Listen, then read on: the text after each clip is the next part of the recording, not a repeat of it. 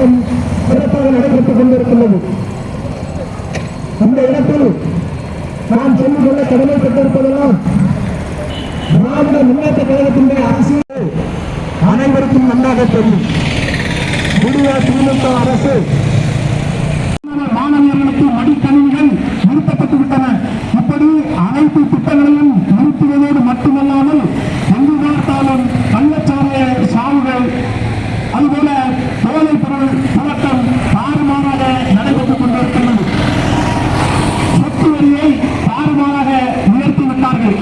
சாதாரண ஏழை எளிய பாமர மக்களாகிய நாமெல்லாம் அன்றாடம் தினசரி உழைத்து உழைத்து